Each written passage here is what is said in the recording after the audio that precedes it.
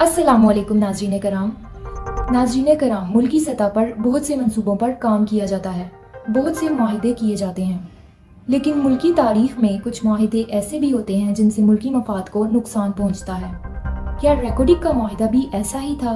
रेकोडिक क्या है? रेकोडिक मुआहिदा क्या था? 1993 से अब तक के रेकोडिक तनाज़ात क्या थे? इमरान खान की हुकूमत ने इस सिलसिले में क्या कामयाबी हासिल की और नया मुआहिदा क्या हुआ? आज की वीडियो में मैं आपको ये तमाम बातें और इसके अलावा भी बहुत सी बातें रेकोडिक से मुतल्लिक बताऊंगी।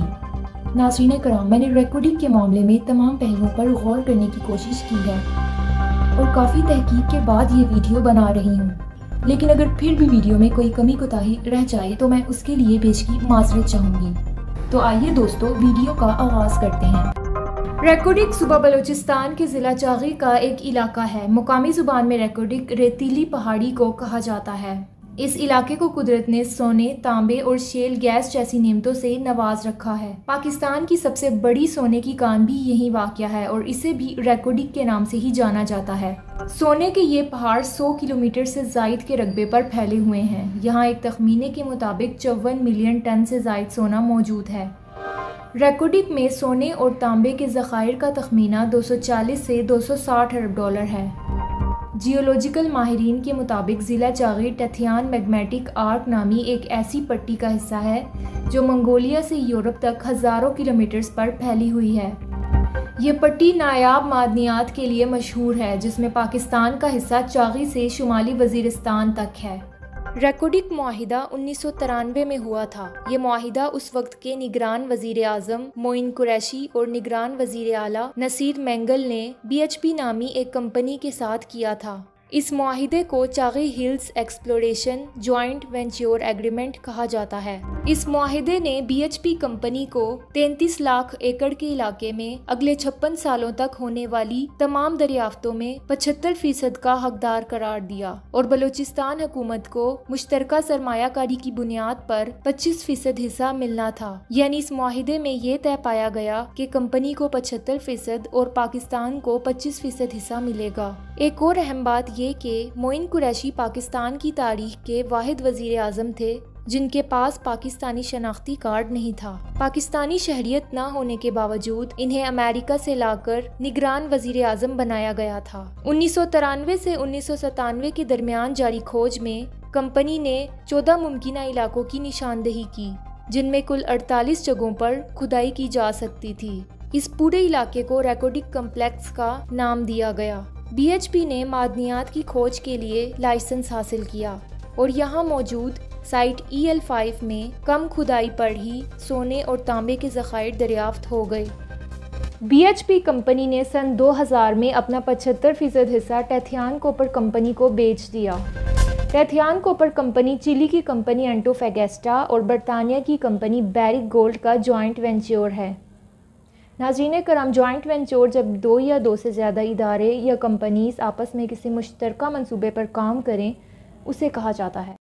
टेथियान कॉपर कंपनी ने 2002 में रेकोडिक के लिए बलूचिस्तान से पहली बार एक्सप्लोरेशन लाइसेंस हासिल किया। इसके बाद 2005 में मज़ीद 3 साल के लिए इसकी तजदीद की गई। बलूचिस्तान हुकूमत ने 2006 में टेथियान के साथ मुआहिदे की तस्दीक कर दी और कंपनी को 2010 तक एक फिजिबिलिटी रिपोर्ट तैयार करने को कहा गया। टेथियान कंपनी ने रेकोडिक के ज़खायर की फिजिबिलिटी रिपोर्ट तैयार की और कानकुनी का लाइसेंस हासिल करने के लिए अगस्त 2010 में ये रिपोर्ट हुकूमत बलूचिस्तान को पेश की, क्योंकि 1993 के मुआहदे में तय हुआ था कि जो कंपनी एक्सप्लोरेशन करेगी उसी को ही माइनिंग लाइसेंस मिलेगा। हुकूमत बलूचिस्तान ने टेथियान कंपनी को माइनिंग लाइसेंस देने से इनकार कर दिया। बलूचिस्तान हुकूमत ने रिपोर्ट को नामुकम्मल करार देते हुए मौक़िफ़ इख्तियार किया कि टेथियान कंपनी को सोना निकालने के लिए जितना इलाका मुख्तस किया गया था, उसने रिपोर्ट में तमाम इलाके को शामिल नहीं किया और महज एक कलील रकबे की रिपोर्ट बनाकर हुकूमत को पेश की। इसके अलावा बलूचिस्तान हुकूमत ने यह भी कहा कि कंपनी मादनियात को रिफाइन करने के लिए बैरून मुल्क नहीं ले जाएगी। कंपनी ने बलूचिस्तान हुकूमत के फैसले के खिलाफ सुप्रीम कोर्ट से रुजू किया। सुप्रीम कोर्ट ने बलूचिस्तान हुकूमत के मौक़िफ़ को तस्लीम करते हुए मुआहिदा कालअदम करार दे दिया। سابق چیف جسٹس افتخار چودھری نے 2011 میں ٹیتھیان کمپنی کا لائسنس منسوخ کر دیا۔ کمپنی نے موقف اختیار کیا کہ عالمی قوانین کے تحت ایکسپلوریشن کرنے والی کمپنی کو ہی مائننگ لائسنس دیا جاتا ہے۔ ٹیتھیان کمپنی کا دعویٰ ہے کہ فیزیبلٹی رپورٹ پر مجموعی طور پر $250 ملین کی لاگت آئی ہے، جبکہ منصوبے کی مجموعی لاگت 3 ارب 30 کروڑ امریکی ڈالر ہیں، جو 56 سال میں خرچ کیے جائیں گے۔ کمپنی کے بقول بلوچستان کی صوبائی حکومت نے مسئلے کے حل کے لیے ملاقات کی متعدد درخواستوں کا خاطر خواہ جواب نہیں دیا، جبکہ ٹیتھیان کمپنی نے مسئلے کے حل کے لیے مذاکرات کی راہ اپنانے کو ترجیح دی۔ ٹیتھیان company supreme court of Pakistan کا یہ فیصلہ لے کر عالمی ثالثی عدالت میں چلی گئی، جہاں پر کمپنی کی اپیل منظور کر لی گئی، کیونکہ انہوں نے $250 ملین کی انویسٹمنٹ کر کے ایکسپلوریشن مکمل کی تھی اور معاہدے کے تحت انہیں لائسنس جاری ہونا تھا۔ کمپنی کا موقف تھا کہ اسے کانکنی سے روکنا غیر قانونی اور معاہدہ شکنی ہے۔ اس کے بعد حکومت بلوچستان نے چاغی کے علاقے میں سونے اور تانبے کے ذخائر کا منصوبہ خود چلانے کا فیصلہ کیا۔ اس دوران ڈاکٹر سمر مبارک نے میڈیا پر آ کر کہا تھا کہ یہ سونا ہم خود نکال سکتے ہیں اور ہم اس سے سالانہ $131 بلین کما سکتے ہیں۔ کمپنی نے ڈاکٹر سمر مبارک کو ریکورڈک منصوبے پر کام سے روکنے کے لیے عالمی عدالت میں درخواست کی۔ عالمی ثالثی عدالت نے ڈاکٹر سمر مبارک کے خلاف ٹیتھیان کمپنی کی درخواست مسترد کر دی۔ سمر مبارک اور حکومت بلوچستان کو مائننگ کی اجازت دے دی گئی۔ اس کے بعد کمپنی نے عالمی عدالت میں سرمایہ کاری کے نقصانات کے ازالے کے لیے دلائل دیے، جو کہ تقریباً $220 ملین کے برابر تھے۔ اس طرح کمپنی 1997 سے 2010 تک انویسٹمنٹ میں ہونے والے نقصانات کا کیس جیت گئی۔ ٹیتھیان کمپنی نے لائسنس کی منسوخی پر پاکستان پر $11 ارب کے ہرجانے کا دعویٰ کیا۔ عدالت کی کارروائی سالوں تک چلتی رہی۔ ریکارڈک کیس پر پاکستان کے اربوں ڈالرز خرچ ہوئے۔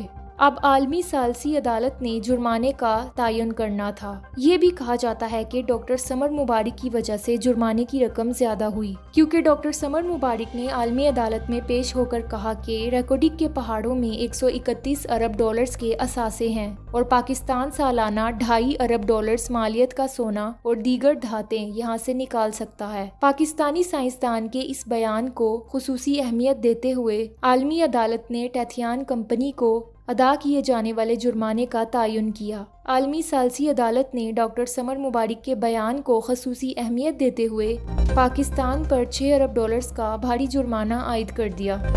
عدالت نے جرمانہ عائد کرتے وقت موقف اختیار کیا کہ پروجیکٹ اتنی بڑی مالیت کا ہے تو جرمانے کی رقم بھی زیادہ ہونی چاہیے۔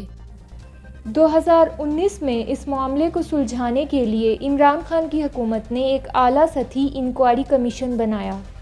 اس کمیشن کی نگرانی براہ راست وزیر اعظم عمران خان نے کی تھی۔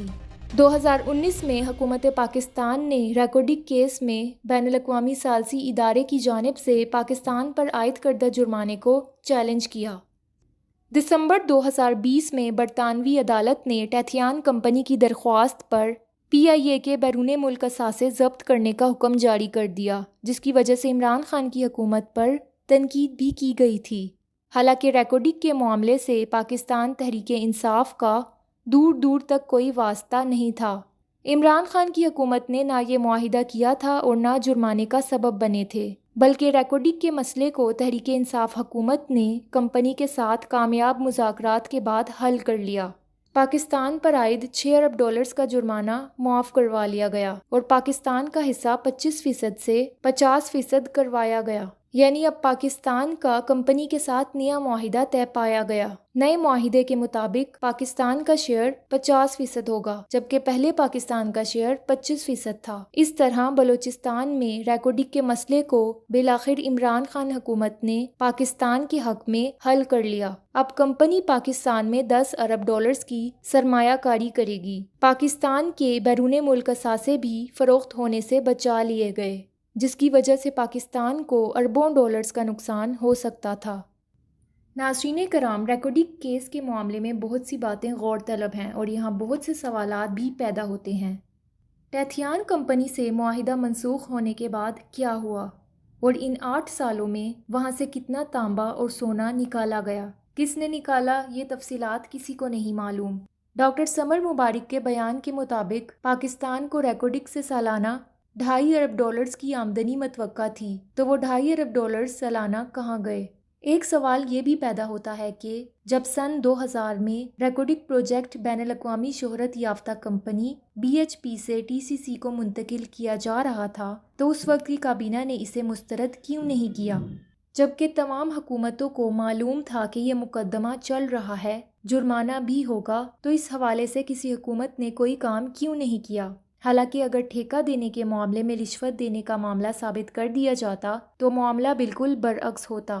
یہ معاہدہ معین قریشی کے غیر منتخب قائم مقام نگران سیٹ اپ نے کیا تھا، اسے کسی سوال کے بغیر 2008 تک جاری کیسے رہنے دیا گیا؟ یہ بھی سوال پیدا ہوتا ہے کہ ریکارڈک کے ذخائر کی کوئی آزادانہ جانچ کیوں نہیں کروائی گئی؟